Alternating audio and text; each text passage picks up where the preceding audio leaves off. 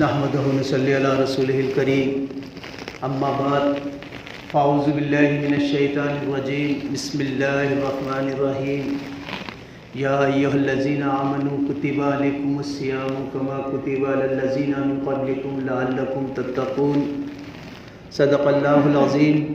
رب اشرح لی صدری ویسر لی امری واحلل عقدۃ من لسانی یفقہوا قولی۔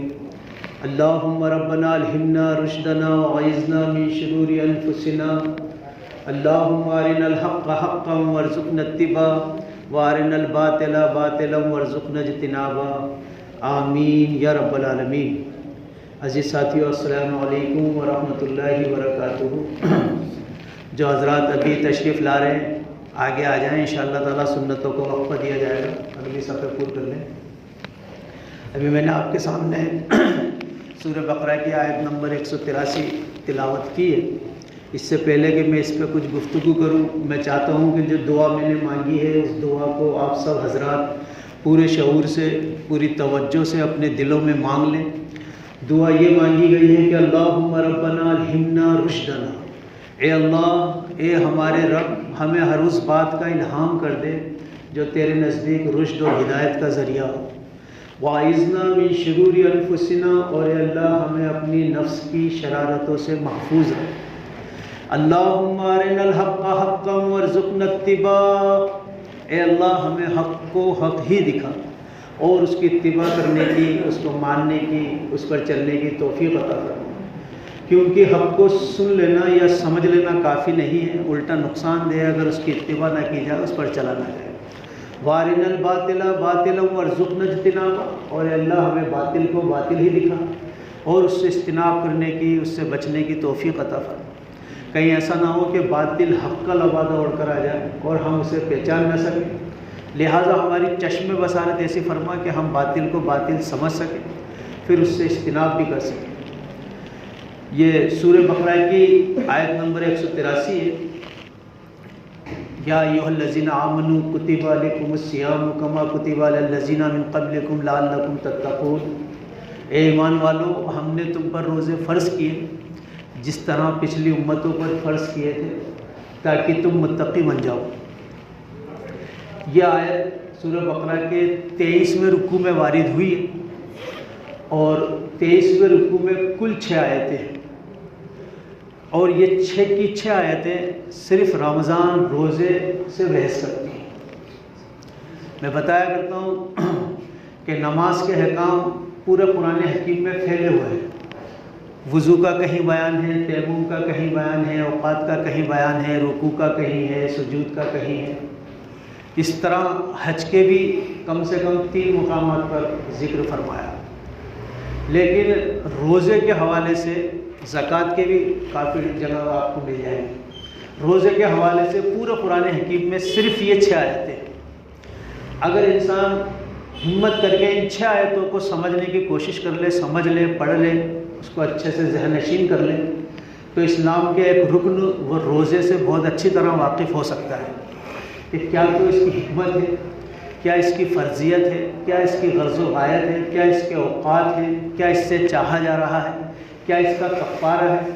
اگر سفر میں ہے تو نہیں رکھیں گے، مریض ہے تو نہیں رکھیں گے، بعد میں گنتی میں دن پورے کر لیں گے، اور کس طرح پہلے کیا احکام آئے اور پھر بعد میں کیا احکام آئے، یہ ساری بحث ان 6 آیتوں میں موجود ہے۔ یہاں ارشاد ہو رہا ہے، جو گزشتہ جمعے بھی ہم نے اسی پہ بات کی تھی، یا ایھا الذین آمنوا کتب علیکم الصیام کما کتب علی الذین من قبلکم لعلکم تتقون، اے ایمان والو، ہم نے تم پر روزے فرض کیے جس طرح پچھلی امتوں پر کیے تھے تاکہ تم متقی بن جاؤ، پرہیزگار بن جاؤ۔ تو پہلی تو یہ بات ہم نے سمجھ لی تھی کہ یہ حکم ایمان والوں کو دیا گیا، اس حوالے سے دیا گیا کہ اس سے پہلے بھی جتنی امتیں گزری ہیں ان سب کے اندر روزے رکھائے جاتے تھے۔ کنہی معنوں میں آج بھی جتنے بھی دھرم، جتنے بھی مذاہب آپ دیکھتے ہیں، ان سب کے اندر روزہ، اپواس، ورت کسی بھی طرح سے موجود ہے۔ عیسائی بھی روزے رکھتے ہیں، ہندو بھی رکھتے ہیں، دوسری قومیں بھی رکھتی ہیں، ان کے اپنے تصورات ہیں، لیکن وہ باقیات ہیں جو اس آیت کے اندر بتائی جا رہی ہیں کہ گزشتہ امتوں میں بھی ہم نے روزے رکھائے تھے۔ روزہ ہے کیا؟ روزے سے چاہا کیا جا رہا ہے ایک مقصد تو بالکل واضح طور پر اسی آیت میں اللہ تعالیٰ نے بیان کر دیا کہ اس سے تقوی مطلوب ہے، تقوی چاہتا ہے، اور روزہ رکھنے سے تقوی مل جائے گا۔ ذرا غور کرنے والی بات یہ ہے کہ ہم میں سے ہر عمر کے لوگ یہاں موجود ہیں جن کی زندگیوں میں کئی مرتبہ رمضان آیا ہوگا۔ کیا تقوی پیدا ہوا؟ کتنا تقوی پیدا ہوا؟ کتنے ہم متقی بن سکے؟ سال سے ہم روزے رکھ رہے ہیں، نہ جانے کتنے رمضان ہماری زندگی سے گزر گئے، لیکن وہ جو حاصل ہے، جو مطلوب ہے، وہ تو ہمیں نہیں مل رہا ہے۔ کیوں نہیں مل رہا ہے؟ دیکھیے، سب سے پہلے تو اس کی غرض و غایت اور حکمت سمجھیے کہ روزہ ہے کیا؟ صوم اس کو ہم کہتے ہیں۔ دیکھیے، موٹے طور پر انسان کا یہ جو جسم ہے یہ دو چیزوں سے بنا ہے، ایک مٹی اور ایک روح۔ یہ جسم دنیا کی مٹی سے بنایا گیا اور روح اس کے اندر جو ہے وہ آسمان سے آئی ہے۔ اور قرآن حکیم میں اللہ ارشاد فرماتا ہے کہ جو چیز جس کی حقیقت ہے وہ اسی کی طرف لوٹتی ہے۔ آپ کسی کے بچے کو دیکھ کر پہچان لیتے ہیں کہ آپ فلاں کے لڑکے ہو، کیوں؟ کیونکہ اس کی حقیقت اس کا والد ہے، آپ اس کو پہچان لیتے ہیں۔ لہٰذا ہمارے جسم کی جو مٹی ہے اس کی حقیقت یہ دنیا ہے، دنیا کی مٹی سے اس کو بنایا گیا، تو یہ جسم دنیا کی طرف لوٹنا چاہتا ہے، اور اس کے اندر جو روح ہے وہ آسمان سے آئی ہے تو وہ آسمان کی طرف لوٹنا چاہتی ہے۔ اور واقعہ یہ ہے کہ جب کسی کا انتقال ہوتا ہے تو اس جسم کو اسی مٹی کے حوالے کر دیا جاتا ہے کہ منہا خلقناکم وفیہا نعیدکم ومنہا نخرجکم تارۃ اخری، کہہ کے اس کو کہ اسی سے ہم نے تمہیں بنایا، اسی میں ڈال دیں، اسی سے نکال لیں گے۔ اور روح جو آسمان سے آئی ہے وہ اسی طرف دوڑ جاتی ہے، انا للہ و انا الیہ راجعون، کہ ہم تیری ہی طرف سے آئے ہیں اور تیری ہی طرف ہمیں لوٹنا ہے۔ اب واقعہ یہ ہے کہ عام دنوں میں ہماری ساری توجہ، ساری تقوی، ساری دوڑ دھوپ اس جسم کے لیے ہوتی ہے، اس مٹی کے جسم کے لیے ہوتی ہے۔ اچھے سے اچھا صابن لائیں گے، اچھے سے اچھا ہم کھائیں گے، لگ جائے گی، فوراً بھاگیں گے، ہر چیز۔ لیکن جو اندر، اس کے اندر جو روح ہے اس سے ہماری توجہ ہٹی ہوئی ہے، وہ اندر لاغر ہو گئی ہے، سسک رہی ہے، کمزور ہو گئی ہے۔ اور جسم کی توانائی کا سامان، جسم کی فروانی کا سامان وہ اس دنیا سے بنا ہے تو اس دنیا سے ہی ملتا ہے۔ رزق ہم کھاتے ہیں اسی مٹی سے بنتا ہے، چاہے بکرا ہم کھا رہے ہیں یا گوشت ہم کھا رہے ہیں، وہ بھی اسی مٹی کی چیزیں کھا کر پروان چڑھا ہے۔ لہذا اس جسم کی فروانی کا سامان وہ یہاں سے مل رہا ہے، اور روح آسمان سے آئی ہے تو اس روح کی ترقی کا سامان بھی اللہ تعالیٰ نے آسمان سے ہی اتارا ہے، اور وہ ہے قرآن حکیم، اور وہ بھی اسی مہینے میں اتارا۔ شہر رمضان الذی انزل فیہ القرآن ھدی للناس وبینات من الھدی والفرقان فمن شہد منکم الشہر فلیصمہ، کہ رمضان وہ مہینہ ہے جس میں ہم نے قرآن حکیم نازل کیا۔ اب دیکھیے، یہ جسم، اس کی مٹی اور اس کا سامان یہاں سے مل رہا ہے، اندر روح کمزور ہو گئی ہے اور روح آسمان سے آئی ہے، اور روح کی فروانی کا سامان قرآن حکیم ہے جو اس مہینے میں دیا گیا۔ اب اس روزے میں ہوتا یہ ہے کہ اس جسم کے تقاضے تو کر دیے جاتے ہیں بند۔ صبح طلوع آفتاب سے لے کے غروب آفتاب تک آپ کچھ بھی نہیں کھاتے، دن میں سیکس بھی نہیں کرتے، ساری حلال چیزیں فریج میں موجود آپ نہیں کھاتے، تو اس جسم کے تقاضے تو کر دیے بند۔ اب پھڑ پھڑا کر روح بیدار ہوتی ہے۔ اب جب پھڑ پھڑا کر بیدار ہوتی ہے تو پھر شام کو جو قرآن حکیم سننے کا نظام ہے، اس وقت ہم اس روح کو غذا دیتے ہوتے ہیں کہ روح ربانی پر کلام ربانی کی جب بارش ہوتی ہے تو اسے حیات تازہ ملتی ہے، نئی زندگی ملتی ہے۔ تو اب ہم لوگ یہ کہتے ہوئے نظر آتے ہیں کہ رمضان میں تو ایک الگ ہی کیفیت ہو جاتی ہے، کیونکہ اس وقت ہم روح کو بھی غذا دے رہے ہوتے ہیں، کنہی معنوں میں ہم تراویح میں موجود ہوتے ہیں۔